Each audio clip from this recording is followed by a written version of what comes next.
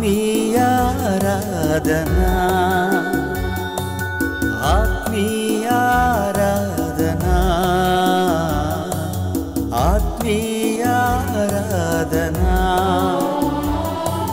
పరలోకపు తండ్రికి పరిశుద్ధముగా ఆత్మ సత్యములతో ఆరాధనా జీవముగల దేవునికి అనుకూలముగా సజీవయాగ శరీరముతో ఆరాధనా ఆత్మీయారాధనా ఆత్మీయారాధనా ఆత్మీయారాధనా ఆత్మీయారాధనా.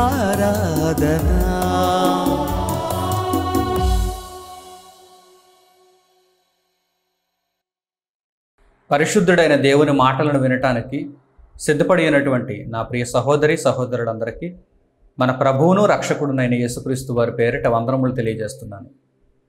ప్రియులారా, మీరంతా కూడా క్షేమంగా ఉన్నారని, దేవుని వాక్యము చేత భద్రపరచబడుచున్నారని నేను భావిస్తున్నాను.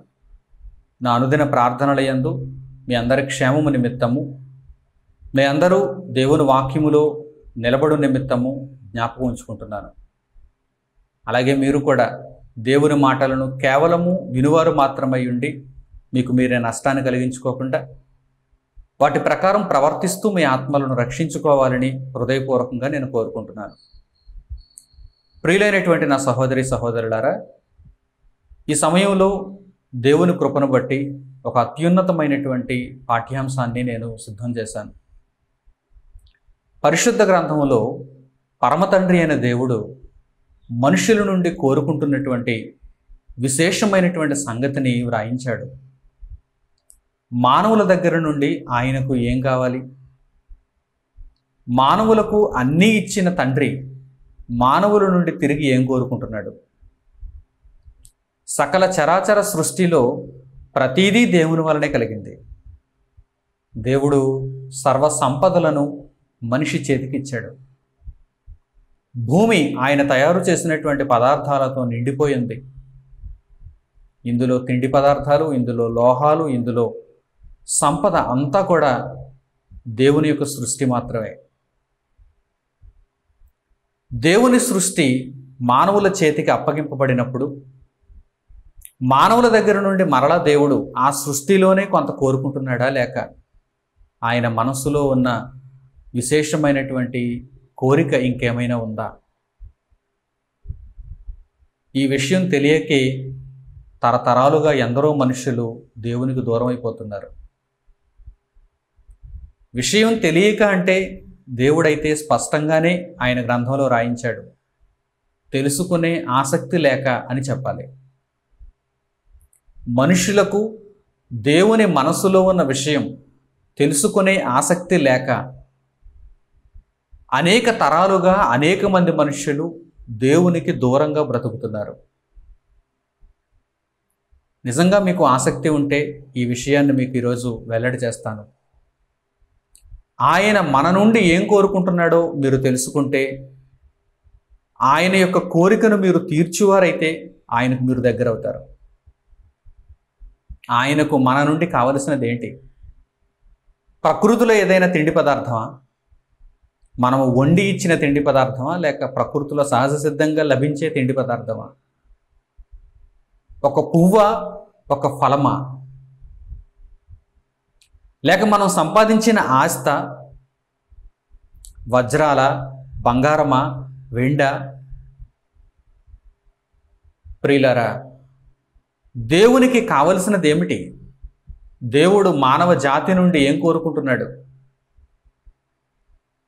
దేవుని స్వరూపాలుగా భూమి మీద బ్రతకవలసినటువంటి నరులు దేవునికి కుమారులై దేవుని యొక్క సంపదను వారసత్వముగా పొంది నిత్యత్వములో ఆయన యొద్దకు వెళ్ళవలసినటువంటి మనుషులు ఎందుకు దేవునికి ఇంకా దూరంగానే బ్రతుకుతున్నారు? అలాగని వీరంతా దేవునికి దూరస్తులు కారే, సమీపస్తులే. మరి దేవునికి ఇంకా ఎందుకు దూరంగా ఉంటున్నారు? తండ్రి అయిన దేవుడు నాకు దూరస్తుడా? పరలోకంలో ఉన్న తండ్రి అయిన దేవుడు నాకు దూరస్తుడా? ఈ ప్రకృతిలో నా కొరకు అన్నిటినీ సమకూర్చి ముందుగానే తన ప్రేమ చేత అనుగ్రహించాడు కదా, తన కృపచేత దయచేశాడు కదా. ఎన్నో సందర్భాలలో నేను గాడి తప్పుతున్నా, నేను పాపాత్ముడుగా బ్రతుకుతున్నా, నేను ఆయనకు మరింత దూరం అయిపోతున్నా. నన్ను ప్రేమించి ఆదరించి రక్షణను నాకు చేరువ చేయాలని ఆయన మాటలను నాకు వినిపింపచేస్తున్నాడు కదా. ఇంత ప్రేమ కలిగినటువంటి దేవుణ్ణి నేను ఎందుకు దూరం చేసుకుంటున్నాను, ఆయనకు దూరంగా నేను ఎందుకు బ్రతుకుతున్నాను అనేటువంటి ఆలోచన ఈరోజు మనిషిలో ఉందా? అసలు దేవునికి దూరంగా బ్రతుకుతున్నాననేటువంటి భావనే లేదు. నేను దేవునికి దగ్గరగానే ఉన్నాను అనుకుంటున్నారు కొంతమంది అసలు దేవుడే లేరంటున్నారు. కొంతమంది దేవుణ్ణి తెలుసుకోలేకపోయారు. ప్రియులారా, ఆయా పద్ధతులలో ఆయా మార్గాలలో మనుష్యులు ఈరోజు దేవునికి దూరంగా ఉండిపోయారు. కారణం, దేవుడు మనుష్యులలో నుండి ఏమి కోరుకుంటున్నాడో మనిషికి తెలియకపోవడం, తెలుసుకోవాలి అనేటువంటి ఆసక్తి మనిషికి లేకపోవడం.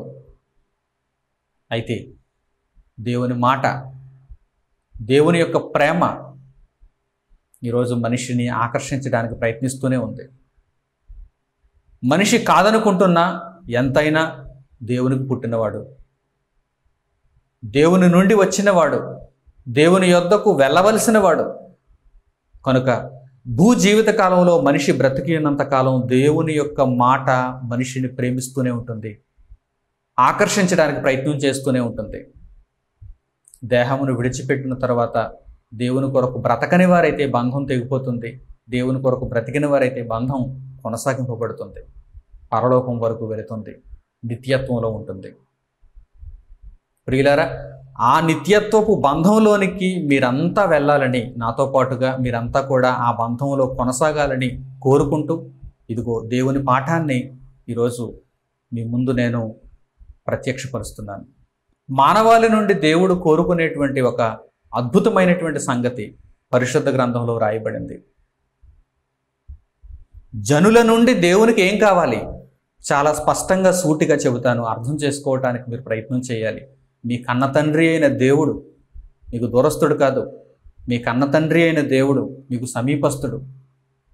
కనుక ఆయన మనసులో ఉన్నటువంటి భావన, కోరిక మీరు తెలుసుకోవటానికి ప్రయత్నం చేయాలి. నాటి కాలములో దేవుడు ఇశ్రాయేలీయులను తన ప్రజలుగా ఏర్పరచుకున్నాడు.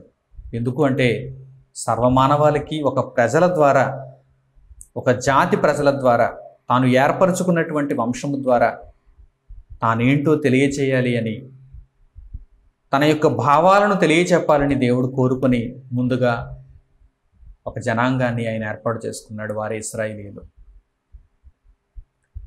ఈ ఇశ్రాయేలీయులకు ఆయన తెలియజేస్తున్నటువంటి మాటలు, ఎవరి ద్వారా అయితే సర్వ ప్రపంచానికి దగ్గర అవ్వాలని దేవుడు కోరుకున్నాడో వారే దేవునికి దూరం అయిపోతున్నప్పుడు ఆయన పలికించిన మాటలు ఒక్కసారి మనం చూడగలిగితే ఆయన మనస్సులో ఉన్న విశేషమైనటువంటి సంగతి మనకు అర్థమవుతుందండి. మానవుల నుండి ఆయన ఏం కోరుకుంటున్నాడు?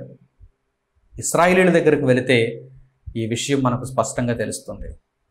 ప్రియులారా, ఇశ్రాయేలీయులు దేవునికి దూరంగా వెళ్ళిపోయినటువంటి తరుణంలో దేవుడు పలికించిన ఈ మాటను జాగ్రత్తగా మీరు ఆలోచన చేయండి. ఆయనకి ఏం కావాలి? దేవునికి ఏం కావాలి? ఏమిస్తే దేవునికి మనం దగ్గర అవుతాం? దేవునికి ఏమిస్తే మనిషి దేవునికి దగ్గర అవుతాడు? ఒక్కసారి ఈ మాటలను చూడండి. ఇర్మియా గ్రంథము 7వ అధ్యాయము 22వ వచనం నుంచి. ఇర్మియా గ్రంథము 7వ అధ్యాయము 22వ వచనం నుంచి. నేను ఐగుప్తు దేశములో నుండి మీ పితరులను రప్పించిన దినమున దహన బలులను గూర్చి గాని బలులను గూర్చి గాని నేను వారితో చెప్పలేదు. అట్టి వాటిని గూర్చి నేను ఏ ఆజ్ఞయు ఇయ్యలేదు. ఈ ఆజ్ఞను మాత్రమే నేను వానికి ఇచ్చితిని. ఏదనగా, నా మాటలు మీరు అంగీకరించిన ఎడల నేను మీకు దేవుడినయ్యుందును, మీరు నాకు జనులయ్యుందురు. మీకు క్షేమము కలుగునట్లు నేను మీకు ఆజ్ఞాపించుచున్న మార్గం అంతటి యందు మీరు నడుచుకొనుడి. ఇశ్రాయేలీయుల నుండి దేవుడు ఏం కోరుకున్నాడో ఈ మాటలలో స్పష్టంగా వ్రాయబడింది. మునుపటి చరిత్రను ఆయన జ్ఞాపకం చేస్తున్నాడు. ఇశ్రాయేలీయులు దేవుని మార్గము నుండి తొలగిపోయినటువంటి పరిస్థితుల్లో దేవుడు పితరుల కాలంలో ఏం జరిగిందో ఆయన ఏం చెప్పాడో మొట్టమొదట జ్ఞాపకం చేస్తున్నాడు. ఇశ్రాయేలీయుల యొక్క పితరులు, ప్రారంభపు వారు, వారికి దేవుడు ఏం చెప్పాడు? ఐగుప్తు బానిసత్వంలో నుండి మిమ్మును వెలుపలికి రప్పించినప్పుడు, మిమ్మును ఒక జనాంగంగా నేను ఏర్పాటు చేసుకున్నప్పుడు, సర్వ ప్రపంచానికి మీరు నా ప్రజలని తెలియజేసినప్పుడు, మిమ్మును నేను ప్రతిష్ఠించుకుని మీ ద్వారా లోకమంతటికి నేను కనుపరచబడాలని నేను అనుకున్నప్పుడు, నేను మీ పితరులకు ఏం తెలియజేశాను? నాకు మీ నుండి ఏమి కావాలని నేను తెలియజేశాను? దహన బలులు కావాలన్నానా? బలులు కావాలన్నానా? మీ ఆస్తి కావాలన్నానా? ఏం కావాలన్నాను? మీ నుండి నేను కోరుకున్నదేంటి? మీ నుండి నేను కోరుకున్నదేంటి? నా మాట మీరు ఆలకించాలి, నేను చెప్పిన ఆజ్ఞలన్నీ మీరు పాటించాలి, నా మార్గములో మీరు నడుచుకోవాలి. దీనిని తప్ప దేవుడు ఇంకేమీ కోరుకోలేదండి. ఎంత సులభంగా ఉందో చూసారా? ఎంత స్పష్టంగా ఉందో చూసారా? ఎంత సూటిగా ఉందో చూసారా? ఈరోజు ప్రపంచంలో అనేక మంది అనేకమైనటువంటి విశ్వాసాలను, దేవుళ్లను కలిగి ఉన్నారు. వారు చెప్పుకుంటూ ఉంటారు, మా దేవునికి ఫలానాది ఇష్టమండి, అందుకే ఈ తిండి పదార్థం వండి తీసుకెళ్తున్నానండి అంటారు. ప్రకృతిలో దొరికినటువంటి ఈ ఆహార పదార్థాన్ని నేను దేవుని దగ్గరకు తీసుకుని వెళ్తున్నానండి అంటారు. దేవునికి సగం ఇచ్చి సగం నేను తెచ్చుకుంటానండి ప్రసాదం కింద అనుకుంటారు. ఆయా పరిస్థితులలో ఆయా మనుషులు వారు నమ్మిన విశ్వాసాల ప్రకారం వారి దేవుళ్లకు ఏవేవో ఇస్తున్నారు. వారి దేవుళ్ళకి అవి ఇష్టమట కనుక అవి ఇస్తున్నారు. సర్వ ప్రపంచానికి తండ్రి అయినటువంటి దేవునికి ఏమి ఇష్టమో పరిశుద్ధ గ్రంథంలో ఎంత చక్కగా వ్రాయబడిందో చూడండి. లోకం అంతా అసలు ఈ మాటల వైపు తిరిగి ఆలోచన చేయాలి. దేవునికి ఏమి ఇష్టమని వ్రాయబడిందో ఒక్కసారి ఆలోచన చేయాలి. ఫలం కోరుకోలేదు, పువ్వు కోరుకోలేదు, నీవు వండిన పదార్థం కోరుకోలేదు, నువ్వు సంపాదించిన ఆస్తి కోరుకోలేదు. దేవుని దృష్టి వాటి మీద లేదు. దేవుని దృష్టి వాటి మీద లేదు. దేవుడు నేను చూస్తున్నప్పుడు నువ్వు గొప్పోడివా, నువ్వు పేదోడివా, నీ వెనక ఎంత ఆస్తి ఉంది, నీ వెనక ఎంత బలం ఉంది అనేది దేవుడు చూడటం లేదు. రక్త హస్తాలతోనే నిన్ను దేవుడు చూస్తున్నాడు. నువ్వు కోటీశ్వరుడు కావచ్చు, నువ్వు పేద దీన స్థితిలో ఉన్నటువంటి బక్కపలిచినటువంటి జీవి కావచ్చు, అయినా సరే ఎవరైనా దేవునికి ఒకటే. అంబానీనైనా దేవుడు ఒకలాగే చూస్తాడు. లోకంలో చిన్నదైనటువంటి బ్రతుకును కలిగినటువంటి వ్యక్తినైనా దేవుడు ఒకలాగే చూస్తాడు. ఉండటానికి నివాసం లేక రోడ్డు పక్కన జీవిస్తున్నటువంటి వారిని కూడా దేవుడు అలాగే చూస్తాడు. ఎందుకు అలా చూడగలుగుతున్నాడు దేవుడు? మనం చూడగలం అలాగా? లోకంలో ఎవరైనా అంబానీ పక్కన రోడ్డు పక్కన పడుకునేటువంటి ఒక వ్యక్తిని నించోబెట్టి ఇద్దరిని సమానంగా చూడగలరా? చూస్తారా? అంబానీ ఎవరు? ముఖేష్ అంబానీ ఎవరు? ప్రపంచ కుబేరులలో ఒకడు. జెఫ్ బెజోస్ ఎవరు? ప్రపంచ కుబేరులలో ఒకడు. అలాంటి వారిని ఎటువంటి నివాసం లేక, షెల్టర్ లేక రోడ్డు ప్రక్కన పడి ఉన్నటువంటి వారితో పోల్చి మీరు చూడగలరా? వారి ప్రక్కన నించోబెట్టగలరా? కానీ దేవునికి ఎవరైనా ఒకటే. ఎందుకో తెలుసా? ఆయన దృష్టి మనిషి మీద ఉంటుంది తప్ప మనిషి సంపాదించిన దాని మీద ఉండదు. ఆయన దృష్టి నువ్వు తెచ్చినటువంటి పదార్థం మీద ఉండదు, నీ మీద ఉంటుంది. దేవుని దగ్గరికి కొన్ని పదార్థాలను ఇలా మోసుకుని తీసుకొచ్చామనుకోండి, దేవుని దృష్టి అనగా ఇప్పుడు నేను మీకు పరిచయం చేయబోతున్నటువంటి దేవుని దృష్టి. ప్రపంచంలో ఎందరో ఉన్నారు, ఎందరో ఎన్నెన్నో విశ్వాసాలను కలిగి ఉన్నారు, వారికి ఎందరెందరో దేవుళ్ళు ఉన్నారు. ఆ దేవుళ్ళ దృష్టి వారు తెచ్చినటువంటి పళ్ళెం మీద ఉంటుందేమో, పదార్థం మీద ఉంటుందేమో. కానీ ఒకనాడు ఇశ్రాయేలీయులను ఏర్పరచుకున్న దేవుడు ఈరోజు సర్వ ప్రపంచానికి జ్ఞానమును నేర్పిస్తున్న కన్నతండ్రి అయిన దేవుడు, యేసుక్రీస్తు ప్రభువు ద్వారా పరిచయమైన సర్వలోక దేవుడు. ఆయన దృష్టి దేని మీద ఉంటుందో తెలుసా? నీ మీదే, నీ ప్రవర్తన మీదే, నీ మార్గం మీదే. పరిశుద్ధ గ్రంథంలో 66 పుస్తకాలలో ఎక్కడైనా సరే మీరు కనుగొన్నారా దేవుని దృష్టి మీరు తెచ్చిన పదార్థాల మీద ఉంటుందని, లేక బలి ఇచ్చే జంతువుల మీద, పక్షుల మీద ఉంటుందని ఎక్కడైనా మీరు కనుగొన్నారా? అవి దేవునికి ఎందుకు? మీకు కావాలని దేవుడు తన మాట చేత సృష్టించి వేలాదిగా, లక్షలాదిగా, కోట్లాదిగా మీకు ఇచ్చేశాడు. ఆయన మీ ప్రక్కన పడేశాడు. ఆయన పెంచుకున్న మందలో ఒక గొర్రెపిల్ల తీసుకుని వెళ్ళి దాని మీద దేవుని దృష్టి ఉంటుంది అనుకోవటం ఎంత పొరపాటు, ఎంత పొరపాటు. దాని మీద కాదు దేవుని దృష్టి. అదే చెప్తున్నాడు ఆయన ఇక్కడ. ఇర్మియా గ్రంథము 7వ అధ్యాయము 22వ వచనం నుంచి రాసుకోండి, చక్కగా చదవండి, జ్ఞానయుక్తంగా ఆలోచన చేయండి, కన్నులు తెరవండి. ప్రపంచానికి సవాల్ చేస్తున్నాడు ఆయన. ప్రపంచానికి సవాల్ చేస్తున్నాడు ఆయన. భక్తి అంటే ఇదే అంటున్నాడు ఆయన. నీతి మార్గం అంటే ఇదే అంటున్నాడు ఆయన. నేను మీ నుండి కోరుకునేదేంటి? నా మాటల ప్రకారము మీరు ప్రవర్తించాలి. మీ యొక్క ప్రవర్తనను నీతికి అనుసరించి మీరు ఏర్పరచుకోవాలి, దిద్దుకోవాలి. ఇది తప్ప నేను ఇంకేమీ కోరుకోవటం లేదు. ఒకవేళ నేను మీరిచ్చే బలులు, అర్పణలు కోరుకుంటున్నానని మీరు అనుకుంటున్నారేమో, కనుక ఆ విషయాన్ని కూడా ఇక్కడ రాయిస్తున్నట్టున్నాడు దేవుడు. ఆ విషయాన్ని కూడా ఇక్కడ రాయిస్తున్నాను. మీ పితరులను మీరు అడగండి. ఐగుప్తు దేశం నుండి మిమ్మల్ని వెలుపలికి రప్పించినప్పుడు నేను వారికి ఏం చెప్పాను మీరు అడగండి. దహన బలులు ఇవ్వండి, బలులు ఇవ్వండి, నేను శాంతిస్తాను, నేను అక్కడతో సరిపెట్టుకుంటాను, నాకు కావాల్సింది అదే, అప్పుడు మీరు నాకు దగ్గరగా ఉంటారు అని దేవుడు వారితో చెప్పాడా? దహన బలులను గూర్చి కానీ, బలులను గూర్చి కానీ, అర్పణలను గూర్చి కానీ దేవుడు వారికి ఆనాడు ఆజ్ఞ ఇవ్వలేదు. మొట్టమొదట ఆయన ఇచ్చిన ఆజ్ఞ ఏంటో తెలుసా?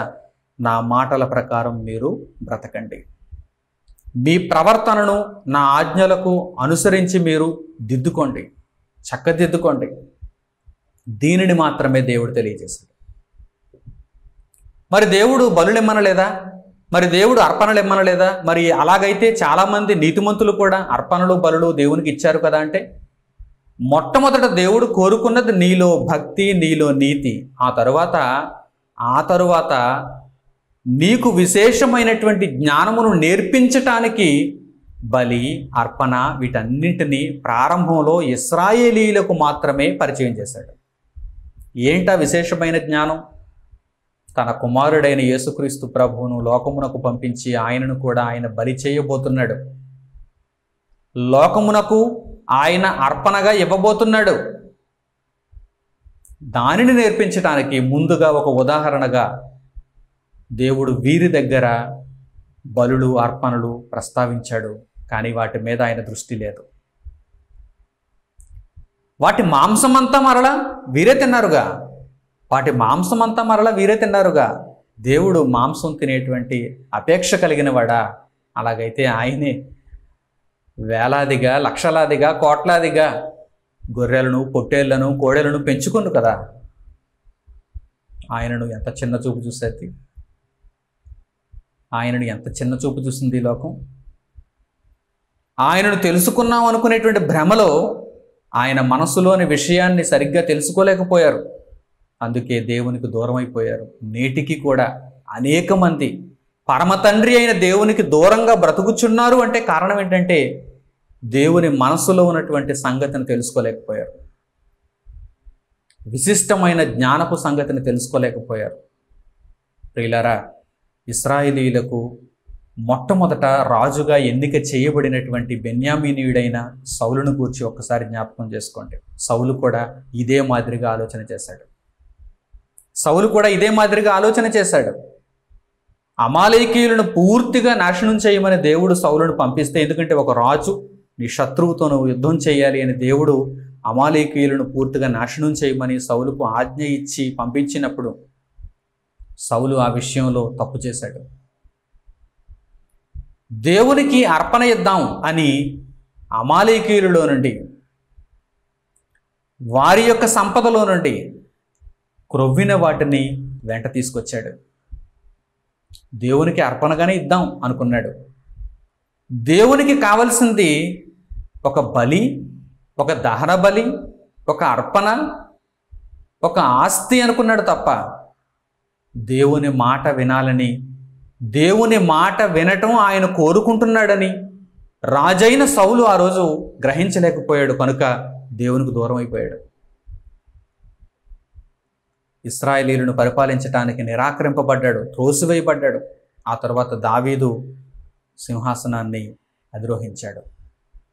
ప్రియులారా, సౌలు జీవితం, సౌలు ఆనాడు చేసినటువంటి ఈ పాపం ఈరోజు ఒక దృష్టాంతంగా కనిపిస్తోంది.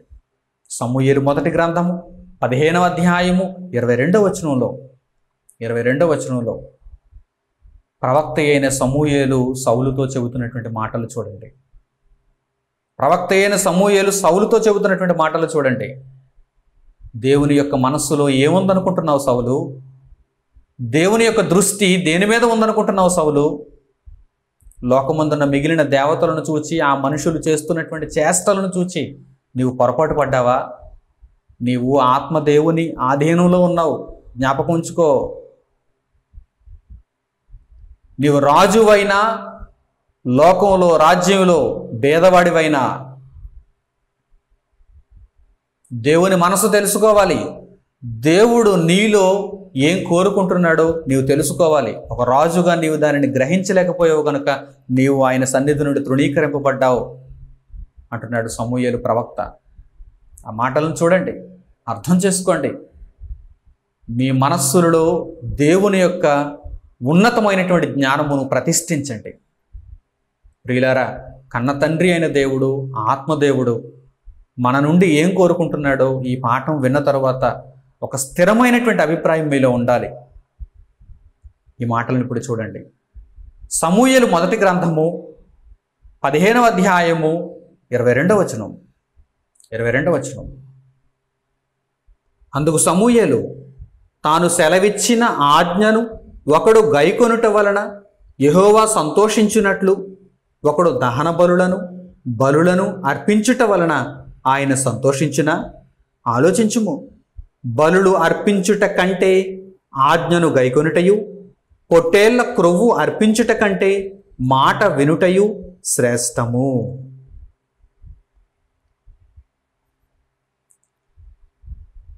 దేవుడు సెలవిచ్చిన మాట గైకొనాలి. అదే గొప్ప విషయం. దేవుడు నీ నుండి కోరుకునేటువంటి గొప్ప విషయం అదే. ఆయన సెలవిచ్చిన మాట గైకొనాలి. నీకేం చెప్పాడు ఆయన? సౌలుకు ఆనాడు దేవుడు ఏం చెప్పాడు? ఆజ్ఞను ఏ విధంగా సౌలుకు దేవుడు దయచేశాడు?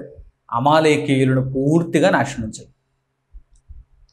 దేనిని నీవు విడిచిపెట్టకు. అక్కడ ఉన్నటువంటి దేనిని నువ్వు విడిచిపెట్టకు. అది గొర్రె, అది పొట్టేల, అది ఎద్ద, అది కోడే, ఏదైనా సరే దేనిని నీవు విడిచిపెట్టక సమూలంగా నాశనం చేయాలి, ధ్వంసం చేయాలి. అమాలేకీయులు నాకు చేసినది నాకు జ్ఞాపకమే. ఇశ్రాయేలీయులుగా మీరు ఐగుప్తు దేశపు బానిసత్వంలో నుండి విడిపింపబడి నా బాహుబలము వలన అరణ్యంలో ప్రయాణము చేయుచుండగా అదును చూచుకొని అమాలేకీయులు మీ మీద దాడి చేసి మిమ్మల్ని సంహరించాలన్న అభిప్రాయం కలిగి ఉండటం నాకు ఇప్పటికీ జ్ఞాపకమే. కనుక మీరు రాజ్యంగా స్థిరపడినప్పుడు ఇప్పుడు రాజవైన సౌలు నువ్వు వెళ్ళి అమాలేకీయులను పూర్తిగా నాశనం చేయి. ఇప్పుడు నీకు సైన్యం స్థిరపరచబడింది, నీవు యుద్ధంలో గెలుపొందగలవు. కనుక వెళ్ళి అమాలేకీయులందరినీ నాశనం చేయన్నప్పుడు సౌలు దేవుని మాట వినలేదు. యుద్ధానికి వెళ్ళలేదు అని చెప్పడం లేదు ఇక్కడ, యుద్ధానికి వెళ్ళాడు. కానీ సౌలుకంటూ ఒక అభిప్రాయం ఉంది. సౌలు మనస్సులో సౌలుకంటూ ఒక ఆలోచన ఉంది. అదేంటంటే యుద్ధం చెయ్యాలి, అందరినీ ఓడించాలి, ఓడించి రాజును ప్రాణాలతో పట్టుకొని తీసుకుని వచ్చి అందరికీ చూపించాలి. అలాగే అక్కడ ఎన్నో క్రొవ్వినటువంటి పశువులు ఉన్నాయి. వాటన్నింటినీ నేను నా దేశానికి, ఇశ్రాయేలు దేశానికి తెచ్చుకోవాలి. వాటిలో క్రొవ్విన వాటిని దేవునికి ఇద్దాం. దేవుడు ఎలాగూ దహన బలులు ఇమ్మని ముందుగా ధర్మశాస్త్రంలో వ్రాయించాడు కదా, కనుక వాటితో దేవుణ్ణి సంతోషపెట్టేద్దాం, సరిపెట్టేద్దాం, నేను రాజును కదా, ఏ నిర్ణయమైనా నేను తీసుకోవచ్చు అనేటువంటి ఒక చెడ్డ అభిప్రాయాన్ని సౌలు కలిగి ఉన్నాడు. స్వంత అభిప్రాయంతో దేవుని అభిప్రాయాన్ని విభేదించాడు. కనుక రాజుగా తృణీకరింపబడ్డాడు. ప్రవక్త అయిన సమూయేలు అడుగుతున్నాడు, ఎవరైతే సౌలును ఒక రాజుగా అభిషేకించారో ఆ ప్రవక్త అయినటువంటి సమూయేలు గద్దిస్తున్నాడు, అడుగుతున్నాడు సౌలుని. భావితరాలకు దృష్టాంతంగా ఈ మాటను పొందుపరిచాడు. పరిశుద్ధ దేవుని మనసులో ఉన్న ఆలోచన చూడండి.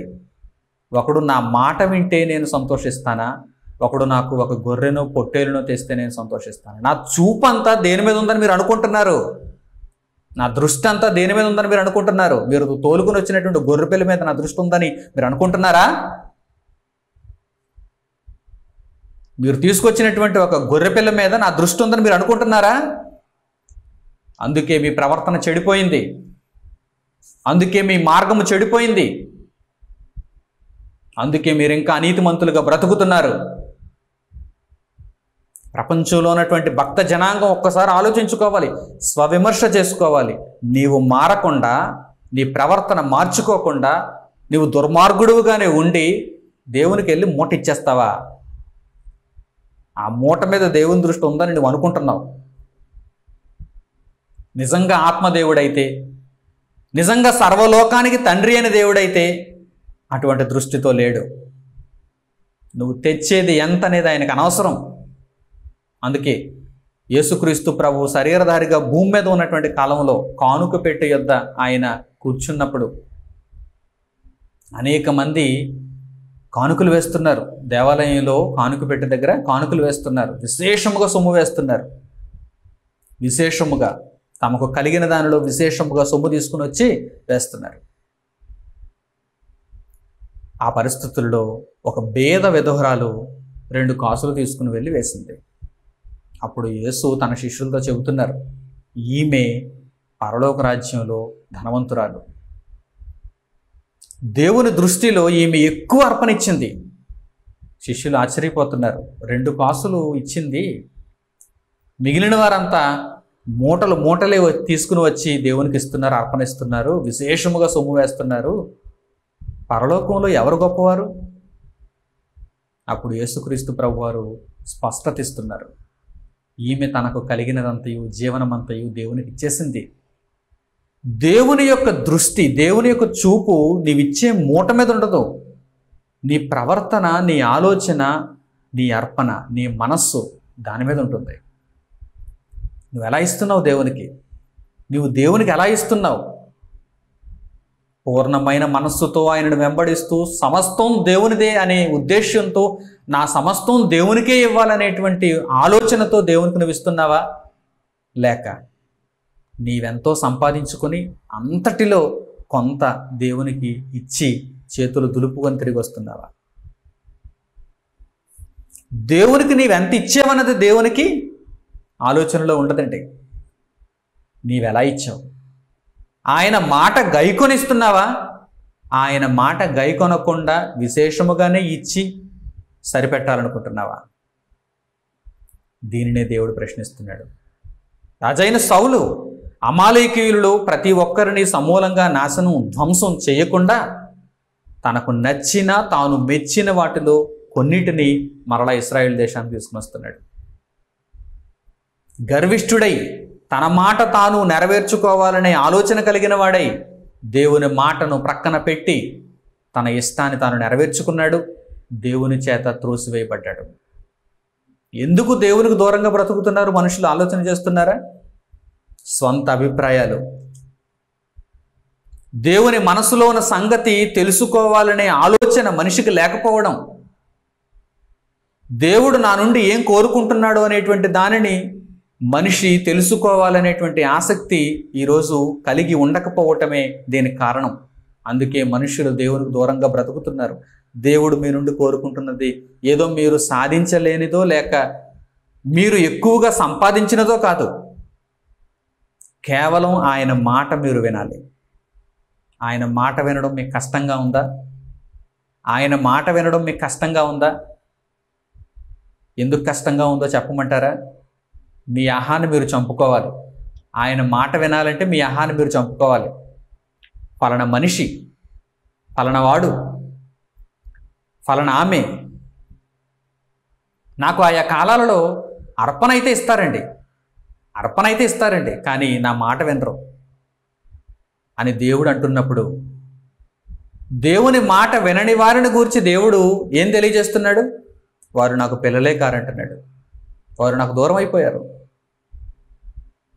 మీరు నా మాట విన్నప్పుడు మీరు నాకు ఏమిచ్చినా అది సంతోషకరంగా ఉంటుంది, అది ఆశీర్వాదకరంగా ఉంటుంది, అది మీకు మేలు చేస్తుంది. దేవుని మాట విని దేవునికి సేవ చేయాలి. దేవుని మాట విని దేవునికి సేవ చేయాలి. దేవుని మాట వినడం ఎంత శ్రేష్టమైనదో ఆలోచన చేయండి. సర్వ ప్రకృతిని సృష్టించిన శక్తి కలిగిన ఆయన మాట వినటం ఎంత గొప్పదో మీరు ఆలోచన చేయండి. ఇబ్బందిగా ఉంటుందా? మీ అభిప్రాయాలను ప్రక్కన పెడితే దేవుని మాట వినడం ఎంతో తేలిక, ఎంతో సులువు. ఏమంటే దేవుని మాట వినడమే కష్టమేంటి నాకు? దేవునికి అర్పణ ఇమ్మంటే ఇచ్చేస్తాను, దేవునికి ఏమైనా చేయమంటే చేసేస్తాను, ఆయన మాట వినడమే నాకు కష్టమేంటి అంటారా? మీ అభిప్రాయాలను పక్కన పెట్టండి. మీ మాట మీరు వినడం పక్కన పెట్టండి. లోకము మాట మీరు వినడం పక్కన పెట్టండి. దేవుని మాట మీరు ఖచ్చితంగా వింటారు. ఒకేసారి ఇద్దరి మాటలు మీరు వినలేరు కదా. ఒకేసారి ఇద్దరి మాటలు మీరు నెరవేర్చలేరు కదా. అంటే ఒకరు ఒక విధంగా చెప్పి మరొకరు మరొక విధంగా చెప్తే, ఇద్దరు పరస్పర వ్యతిరేకంగా చెప్తే ఆ మాటలను మీరు పాటించలేరు కదా. అందుకే మీరు దేవుని మాటలను నెరవేర్చలేకపోతున్నారు. మీ స్వంత అభిప్రాయాలకు, మీరు అనుకున్న అభిప్రాయాలకు మీరు తావివ్వకుండా దేవుని ఆలోచనకు మీరు ఆహ్వానాన్ని పలికితే దేవుని మాట మీరు వింటారు. లేకపోతే మీకు కష్టంగానే ఉంటుంది. కష్టంగా ఉంటే దేవునికి దూరం అయిపోతారు. మీరు ఎన్ని ఇచ్చినా దేవునికి దగ్గర కాలేరు. ప్రియులారా, ఇశ్రాయేలీయులకు దేవుడు తెలియజేసిన మొట్టమొదట ఆజ్ఞ ఇదే: మీరు నా మాటను గైకొనండి, మీరు క్షేమంగా ఉంటారు. మీ ప్రవర్తన అంతటిలో నా మాటకు మీరు తావివ్వండి, మీరు బ్రతుకుతారు అని దేవుడు తెలియజేస్తున్నాడు. కానీ ఇశ్రాయేలీయులు ఈ విషయంలోనే పొరపాటు చేశారు. అర్పణలు అయితే ఇచ్చారు, 10వ వంతు అయితే చెల్లించారు, విశ్రాంతి దినాన్ని అయితే పాటించారు, పండుగలు అయితే ఆచరించారు, సున్నతి అయితే చేయించుకున్నారు, యుద్ధాలైతే చేశారు. ప్రియులారా, అన్ని విషయాలలో వీరు దేవుడు చెప్పిన వాటిని చేసినా దేవుని మాట వినలేదు. మొదట దేవుని మాట వినకుండా, వీరి ప్రవర్తనను దేవునికి అనుకూలంగా మార్చుకోకుండా, దేవుడు తరువాత వీరికి చెప్పినటువంటి ధర్మశాస్త్రపు విధులు అలంకారప్రాయంగా వీరు పాటించటం వలన ఉపయోగం లేదు. వీరి యొక్క ఆలోచన చివరకు ఎలా మారిపోయిందంటే, దేవునికి ఒక అర్పణ ఇచ్చేస్తే సరిపెట్టుకుంటాడులే, ఒక దహన బలి, ఒక సమాధాన బలి, ఒక అపరాధ పరిహారార్థ బలి, ఒక పాప పరిహారార్థ బలి దేవునికి చెల్లించేస్తే సరిపెట్టుకుంటాడులే, దేవుడు అదే కోరుకుంటున్నాడేమో అనేటువంటి ధోరణిలోనికి వీరు వచ్చేసారు. అంతే తప్ప వీరు న్యాయమైన ప్రవర్తనను మరిచిపోయారు. వీరు కనికరమును ద్వేషించారు. వీరు దేవుణ్ణి పూర్తిగా నమ్ముకోలేదు. దీనిని బట్టి దేవునికి ఇశ్రాయేలీయులు దూరం అయిపోయారు. నేడు సర్వ ప్రపంచం కూడా దేవునికి దూరంగానే ఉంది. ప్రియులారా, యేసుక్రీస్తు ప్రభు కాలానికి కూడా ఇశ్రాయేలీయుల ప్రవర్తన ఎలా ఉందో ప్రభువే తెలియజేస్తున్నారు. దేవుని కుమారుడే వారిని గురించి సాక్ష్యం ఇస్తున్నారు. మత్తయి సువార్త 23వ అధ్యాయము 23వ వచనం చూడండి. మత్తయి సువార్త 23వ అధ్యాయము 23వ వచనం. వేషధారులైన శాస్త్రులారా, పరిసయ్యులారా, మీరు పుదీనాలోను, సోపులోను, జీలకర్రలోను 10వ వంతు చెల్లించి ధర్మశాస్త్రములో ప్రధానమైన విషయములను అనగా న్యాయమును, కనికరమును, విశ్వాసమును విడిచిపెట్టితరి. వాటిని మానక వీటిని చేయవలసి ఉండెను. ఆలోచిస్తున్నారా? యేసుక్రీస్తు ప్రభు కాలంలో కూడా శాస్త్రులు, పరిసయ్యులుగా పిలువబడుతున్నటువంటి సమాజంలో ఉన్నత స్థానాలలో ఉన్నటువంటి వారు, యూదులలోను ఇశ్రాయేలీయులలోను, వారి ప్రవర్తన ఎలా ఉందో చూడండి. మీరు అంధులు అంటున్నాడు ఆయన. మార్గదర్శకం చేస్తున్నారు కానీ మీరు అంధులు, గుడ్డివారు. మీరు గ్రుడ్డివారై ఉండి ప్రజలకు ఇంకేమి నేర్పిస్తారు? ఉన్నత స్థానాలలో ఉన్నటువంటి మీరే గ్రుడ్డివారుగా బ్రతుకుతున్నారు. అని యేసుక్రీస్తు ప్రభు తెలియజేశారు. మీరు పుదీనాలోను జీలకర్రలోను సోపులోను 10వ వంతు చెల్లిస్తున్నారు. అంటే దశమ భాగాలలో అయితే లోటు చేయటం లేదు. ఎందుకు లోటు చేయటం లేదు? దశమ భాగం దేవునికి ఇచ్చేస్తే దేవుని చూపు అంతా దశమ భాగం మీదే ఉంటుంది కనుక నన్ను పట్టించుకోడలే, నన్ను ఆయన చూచి చూడనట్టుగా విడిచిపెట్టేస్తాడులే, నేను ఆయన దగ్గర కంటిన్యూ అయిపోవచ్చులే అని మీరు అనుకుంటున్నారు. దశమ భాగం మీద దేవుని దృష్టి లేదు, మీ మీద దేవుని దృష్టి ఉంది. అలాగని దేవునికి అర్పణ ఇవ్వడం మానేమంటారా? అంటే దేవుని సేవా కార్యక్రమాలు ముందుకు నడిపించాలని మీరు ఇస్తున్నారు. వాటిని మానక వీటిని చేయవలసి ఉంటాను. మీరు మొట్టమొదట ప్రధానమైన విషయాన్ని పాటించాలి. ఆ తరువాత దేవుని సేవను ముందుకు నడిపించడానికి మీరు సహకరించాలి. దేవునికి ఏదో నేను సంపాదించిన దానిలో కొంత ఇస్తున్నాను అని సరిపెట్టుకుని మీరు న్యాయమును, కనికరమును, విశ్వాసమును విడిచిపెడితే ఉపయోగమే ఉంది. భక్తి జీవితం, నీతియుక్తమైన జీవితం, విశ్వాస సంబంధమైన జీవితం, ప్రార్థనా జీవితం, తగ్గింపు జీవితం, ఇవన్నీ కూడా ప్రధానమైన విషయాలు. దేవుడు మీ నుండి కోరుకున్నదేంటి? దేవునికి అర్పణ ఇచ్చేస్తున్నానండి కనుక దేవుడు కోరుకున్నటువంటి ఒకానొక విషయాన్ని నేను నెరవేర్చిస్తున్నానండి, నేను దేవునికి కుమారుడని అనుకుంటున్నారా? దేవునికి మీరు దూరంగా ఉన్నారు. చూసుకోండి, పరీక్షించుకోండి. ప్రధానమైన విషయాలను మర్చిపోయారు. జాగ్రత్త. దేవుని దృష్టి మీరు ఇచ్చే ధనం మీద ఉండదు. ఆ ధనం దేని కొరకు? సేవా కార్యక్రమాలలో వినియోగించడం కొరకు. అంటే పొరుగు వారిని ప్రేమించే కార్యక్రమాలలో వినియోగించడం కొరకు మాత్రమే వినియోగింపబడుతుంది తప్ప దేవుని ఖాతాలోనికి ఏం వెళ్ళదు. దేవుడేమైనా దాచుకుంటున్నాడా? దేవుడేమైనా ఒక పక్క దాచుకుంటున్నాడా? ఆస్తి పోగేసుకుంటున్నాడా? ఎవరికో అప్పు తీర్చాలని దేవుడేమైనా ఆస్తి పోగేసుకుంటున్నాడు అనుకుంటున్నారా? సమస్త మానవాళికి ఒక భిక్షగా అనుగ్రహించాడు ఆయన. ఈ భూమిని సమస్త మానవాళికి ఇచ్చేశాడు ఆయన. తీసుకోండి, అనుభవించండి అని. ఆయనకు మీరిచ్చేదేంటి? మీరు సంపాదించిన దానిలో ఆయనకు మీరిచ్చి మీ ప్రవర్తనను చూడొద్దంటున్నారా? అయితే దేవుడు ఊరుకోడు. ముందు మీ ప్రవర్తననే చూస్తాడు ఆయన. మీరు ఆయన మాట వింటున్నారా లేదా? న్యాయము, విశ్వాసము, కనికరము, ప్రేమ, రక్షణ, నిరీక్షణ, వీటన్నిటిని మీరు కాపాడుకోవాలి. మీరు వీటిని కలిగి ఉండాలి. ప్రధానమైన విషయాలు.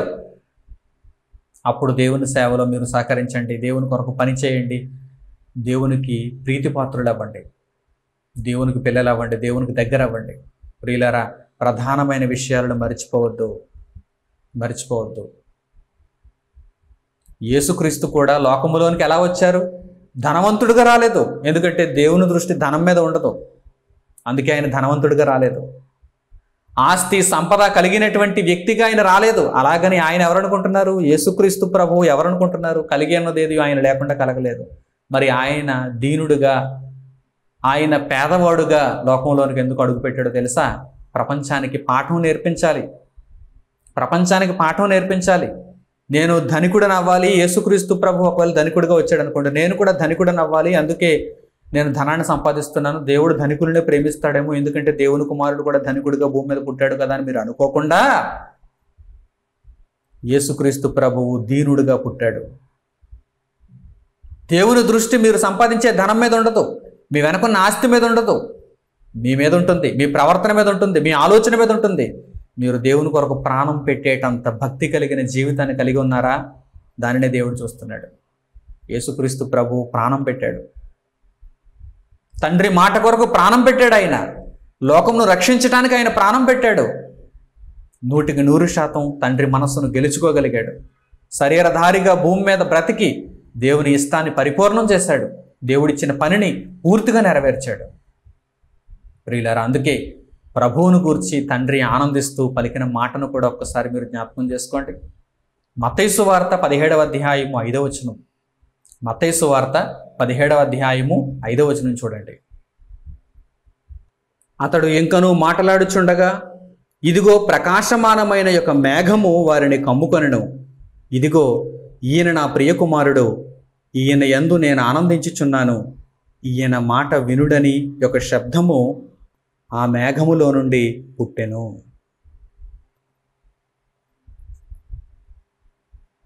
యేసుక్రీస్తు ప్రభువును గూర్చి పరలోకము నుండి స్వరము వెలువడింది. దేవుని యొక్క నోట నుండి ఆ మాట భూమి మీద ప్రచురింపబడింది. ఏంటా మాట? విన్నవారందరూ సాక్షులు. పేతురు గారు సాక్ష్యం చెప్పారు తర్వాత పత్రికలో, ఆయన రాసిన పత్రికలో. తండ్రి అయిన దేవుడు భూమి మీద యేసుక్రీస్తు ప్రభువును గురించి ఏమంటున్నారో చూడండి. ఇదిగో ఈయన నా ప్రియ కుమారుడు, ఈయన యందు నేను ఆనందించుచున్నాను. ఆస్తి ఇచ్చాడనా? భూమి మీద బాగా సంపాదించి దశమ భాగం దేవునికి ఇచ్చాడనా? గొర్రెలు మేకలు దేవునికి అర్పణగా రోజు చెల్లిస్తున్నాడనా? ఎందుకు ఆయన యందు దేవుడు ఆనందిస్తున్నాడు? ఇదిగో ఈయన నా ప్రియ కుమారుడు, ఈయన నా ప్రియ కుమారుడు, కుమారులందరిలో ఈయన నా ప్రియ కుమారుడు, ఇష్టమైన కుమారుడు, ఈయన యందు నేను ఆనందించుచున్నాను. ఆదాము దగ్గర నుండి నేటి వరకు భవిష్యత్తులో కూడా ఎవ్వరూ కూడా ఎంత తండ్రిని ఆనందింపచేయలేరు. ఇదిగో ఈయన నా ప్రియ కుమారుడు, ఈయన యందు నేను ఆనందించుచున్నాను. ప్రతి విషయంలోనూ ఈయన మాట మీరు వినాలి. ఈయన మాట వినుడి. ఈయన నా మాట విన్నాడు, ఈయన మాట మీరు వినండి. దేవుని మాట వినటంలో యేసుక్రీస్తు ప్రధానుడు. గొర్రెలను మేకలను అర్పణ ఇవ్వడంలో కాదు, దేవుని మాట వినడంలో తన బ్రతుకును పూర్తిగా దేవుని కొరకు ఫలంగా పెట్టేశాడు. తండ్రి, నీకు ఒక గొర్రెపిల్లని ఇద్దాం అనుకుంటున్నాను కనుక ఒక నెల రోజుల పాటు కాయ కష్టం చేసి ఒక గొర్రెపిల్ల సంపాదించి నీకు ఇద్దాం అనుకుంటున్నాను అని దేవుణ్ణి యేసుక్రీస్తు ప్రభు కోరుకోలేదండి. మరి దేవునితో ఏమని చెబుతున్నాడు? తండ్రి, నీవిచ్చిన జీవితం నీది, నీవిచ్చిన కాలం అంతా నీ సేవార్థమై నేను బ్రతకాలి.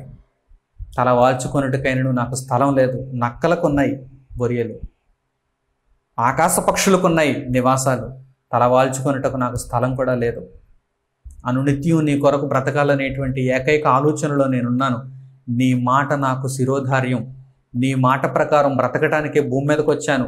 ప్రతి క్షణం నీ మాటను నెరవేరుస్తూనే ఉంటాను అని ఆ మాటకు కట్టుబడి జీవించాడండి యేసుక్రీస్తు ప్రభు దేవుని కుమారుడుగా. అందుకే ఆయనను గూర్చి ఈ సాక్ష్యం తండ్రికి చెప్పాలనిపించింది. ఇదిగో ఈయన నా ప్రియ కుమారుడు, ఈయన యందు నేను ఆనందించుచున్నాను, ఈయన మాట వినుడని ఒక శబ్దం ఆకాశంలో నుండి పుట్టింది. వీరికి వినిపించింది తండ్రి అయిన దేవుని స్వరము. వారు తెలుసుకున్నారు. దేవదూత ఆ స్వరమును మోసుకుని వచ్చింది. తండ్రి మనసులో ఉన్న భావాన్ని దేవుడు ఆనాడు మనుషులకు, ఈరోజు ఇదిగో వింటున్న మనకు అనుగ్రహించాడు. మీరు యేసుక్రీస్తు మాట వినండి. తండ్రి మాట వినాలంటే యేసుక్రీస్తు మాట వినాలి. ఎందుకంటే తండ్రి మాటను పూర్తిగా నెరవేర్చిన వాడు యేసుక్రీస్తు. తన బ్రతుకులో పూర్తిగా ప్రతిఫలింపజేసుకున్నవాడే యేసుక్రీస్తు. ఆయన మాట మీరు వినండి. ఆయన ఏం చెప్పాడు? సర్వలోకమునకు వెళ్ళి సర్వ సృష్టికి సువార్తను ప్రకటించండి. నమ్మి బాప్తిస్మం పొందినవాడు రక్షింపబడును, నమ్మని వానికి శిక్ష విధింపబడును. క్రీస్తు రాజ్యంలో మీరు అలుపెరగని యుద్ధ సైనికులుగా పోరాటం చేయాలి. ప్రభువు సేవలో సహకారులు అవ్వాలి, పాలిభాగస్తులు అవ్వాలి, దీనత్వము కలిగి బ్రతకాలి, దేవుని చిత్తమును నెరవేర్చాలి, ప్రభువు రాకడ కొరకు సిద్ధపాటును కలిగి ఎదురు చూస్తూ ఉండాలి. ఎన్నో విషయాలను ఆయన కొత్త నిబంధనలో మన కొరకు పొందుపరిచాడు. మన బ్రతుకును నీతిలో ఆయన చక్కదిద్దాడు. ప్రియులారా, నిజంగా ఆయన మాట వింటే మీ బ్రతుకులన్నీ కూడా దేవునికి ఆయుత్తపడతాయి. దేవుడు కోరుకున్న బ్రతుకు మీలో కనిపిస్తుంది. దేవునికి మీరు అప్పుడు దగ్గర అవుతారు. చివరిగా దేశమును దేవుడు ఆయన మాట వినమంటున్నాడు. దేశమును దేవుడు ఆయన మాట వినమంటున్నాడు. ఈరోజు దేశాలన్నీ కూడా చాలా భయంకరమైనటువంటి పరిస్థితులను వెళ్ళిపోయాయి. మనిషి దగ్గర నుండి దేశం వరకు కూడా ప్రతి ఒక్కరు ఆయన మాట వినాల్సిందే. ఒక మనిషి దేవుని మాట వినాలని, ఆయన మాట వినడానికి కేవలం మనిషేనని మీరు అనుకోకండి. దేశం మొత్తంగా కూడా ఆయన మాట వినవలసినటువంటి పరిస్థితి ఉండాలి. ఆయన అంత గొప్పవాడు కదండి, ఆయన అంత ఉన్నతుడు కదా. దేశం మొత్తం ఆయన మాట వింటే దేశం ఎంత బాగుంటుందో తెలుసా? దేశానికి ఏ సమస్య ఉండదు. దేశానికి ఏ సమస్య ఉండదు. ఈరోజు అనేక సమస్యలతో దేశాలన్నీ కూడా మగ్గిపోతున్నాయి. కారణం దేవుని మాట దేశంలో లేదు. అందుకే ఒకనాడు ఇశ్రాయేలు దేశాన్ని గురించి, యూదా దేశాన్ని గురించి పలికించిన మాటను ఇప్పుడు దేవుడు మరలా జ్ఞాపకం చేస్తున్నాడు. దేశంగా కూడా మొత్తంగా దేశం అంతా దేవుని మాట వింటే ఎంత గొప్పగా ఉంటుందో మీరు అనుభవించాలి. ఆ పరిస్థితి రావాలని దేవుని పక్షంగా నేను కోరుకుంటున్నాను, కానీ అది చాలా కష్టం. కనుక మీ మట్టుకు మీరైనా దేవుని మాట వినడానికి ప్రయత్నం చేయండి. చివరిగా ఈ మాట చూడండి. ఇర్మియా గ్రంథము 22వ అధ్యాయము 29వ వచనం. ఇర్మియా గ్రంథము 22వ అధ్యాయము 29వ వచనం. దేశమా దేశమా దేశమా, యెహోవా మాట వినుము. 3 సార్లు పిలుస్తున్నాడు ఆయన, వినిపించడం లేదేమోనని. దేశమా దేశమా దేశమా. ఎవరి మాట వింటున్నావు? ఎవరి మాట వింటున్నావు? ఇష్టం వచ్చిన ప్రకారం పోతుంది ఈరోజు దేశం. చుక్కాని లేనటువంటి నావ గాలికి కొట్టుకొని పోతూ ఒక దిశానిర్దేశం లేకుండా ఎటువైపు పడితే అటువైపు ఎలా వెళ్ళిపోతుందో ఈరోజు దేశాలన్నీ కూడా ఆ విధంగానే కొట్టుకుపోతున్నాయి. అయితే దేవుడు ఏమంటున్నాడు చూడండి. దేశమా దేశమా దేశమా, యెహోవా మాట వినుము, బాగుపడతావు, బాగుపడతావు. నీ దేశానికి సకాలంలో వర్షం కురవాలన్నా, నీ దేశంలో పంటలు చక్కగా పండాలన్నా, నీ దేశంలో ఉన్న ప్రజలు ఆరోగ్యులుగా ఉండాలన్నా, నీ దేశపు ఆర్థిక స్థితి బాగుండాలన్నా యెహోవా మాట విను. యెహోవా మాట ఏమిటి అని అడుగుతారా? పరిశుద్ధ గ్రంథంలో పొందుపరచబడింది. 66 పుస్తకాలు ఉన్నాయండి, మేము చదవటానికి ఇబ్బందిగా ఉందండి అంటారా? నా దగ్గరకు రండి, నేను చెబుతాను. సూటిగా చెబుతాను, సూక్ష్మంగా చెబుతాను, మీరు ఎలా ప్రవర్తించాలో చెబుతాను. దేశమా దేశమా దేశమా, దేవుని మాట విను, బాగుపడతావు. మనిషి మనిషి మనిషి, దేవుని మాట విను, బాగుపడతావు. ఇదే చివరిగా, చివరిగా దేవుడు చెప్పాలనుకున్న మాట. వినను అంటారా? మీకు స్వాతంత్ర్యం ఉంది, స్వాతంత్ర్యం ఉంది మీకు. వినను అంటారా? మీ ఇష్టం. చెప్పవలసిన బాధ్యత దేవుని పక్షంగా నాకు ఉంది. దేవుని ప్రేమను బట్టి నేను తెలియజేశాను. విని మారతారా? విని మారతారా? మీ ప్రవర్తనను దేవుని మాటలకు అనుకూలంగా ఇక మీదట మలచుకుంటారా? మీకున్న లోపాలన్నీ సరిదిద్దుకుంటారా? దేవుని మాట ప్రకారం ప్రవర్తిస్తారా? విశేషమైన, మీరు కని విని ఎరుగనటువంటి రీతిలో విశేషమైన ఫలమును నిత్యత్వం ముందు పొందుతారు. చక్కని నిర్ణయం తీసుకోవాలని ఆశిస్తూ దేవుని మాటలను ఇంతటితో ముగిస్తున్నాను. తండ్రి అయిన దేవునికి ప్రార్థనలు ఏకీభవించండి. మహోన్నతుడు అయిన, పరిశుద్ధుడైన మా ప్రియ కన్న తండ్రి, మీ అమూల్యమైన ప్రేమకు మా హృదయపూర్వకమైన కృతజ్ఞతాస్తుతులు చెల్లిస్తున్నాను. నాయన, మీ మాటలను మాకు అనుగ్రహించి మా ఆత్మలను సంతృప్తిపరిచారు. తండ్రి, మేము తెచ్చే అర్పణల మీద మీ దృష్టి ఉండదని, మీరు చెప్పిన మాటలను పాటించుటయందే ఆ ప్రవర్తనను బట్టి మీరు సంతోషిస్తారని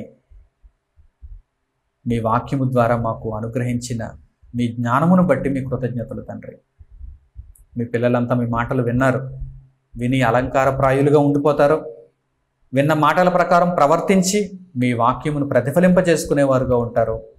నిర్ణయం వారి చేతులకి విడిచిపెడుతున్నాను. స్వాతంత్ర్యం కలిగిన వారు, వారి ఇష్టమును వారు నెరవేర్చుకుంటారు. మీ ఇష్టమును నెరవేర్చి మీకు పిల్లలవుతారు. వారి చేతుల్లోనే ఉంది. మంచి నిర్ణయం అయితే తీసుకోవాలని కోరుకుంటూ నాయనాటి వారికి మీ సహాయమును అనుగ్రహించమని ప్రాధేయపడుతూ, మరిన్ని మేలైన సంగతులతో నాయన మమ్మను నింపి మీ మార్గములో ప్రతినిత్యం మమ్మను నడిపిస్తూ మీ కృపకు మమ్మను పాత్రుడనుగా చేయమని కోరుకుంటూ మా ప్రార్థనా మనవులను ప్రభువును రక్షకుడును తిరిగి రానయ్యున్న యేసుక్రీస్తు ప్రభు వారి శ్రేష్టమైన పవిత్రమైన నామం పేరిట మిమ్మల్ని అడుగుచున్నాము తండ్రి. ఆమేన్. మన తండ్రి అయిన దేవుని ప్రేమ, యేసుక్రీస్తు ప్రభు యొక్క కృప, పరిశుద్ధాత్మ యొక్క అన్యోన్య సహవాసము మనందరికీ సదాకాలము తోడే నడిపించునుగాక. ఆమేన్. అందరికీ వందనములు. సెలవు.